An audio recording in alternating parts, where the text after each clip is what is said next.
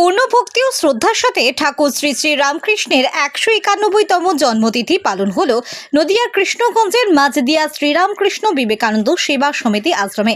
ভোর থেকে শুরু হচ্ছে পূজা অর্চনা, উষা কীর্তন, বেদপাঠ, স্তবগান, ধর্মসভা সহ নানান অনুষ্ঠানের আয়োজন করা হয়েছে।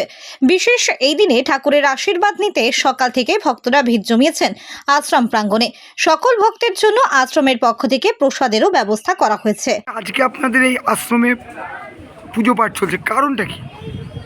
আজকে ঠাকুর রামকৃষ্ণদেব ওনার জন্মতিথি, সেই হিসেবে আমাদের ঠাকুরের আজকে জন্ম উৎসবটাই পালন করা হচ্ছে আমাদের পুজোর মাধ্যমে।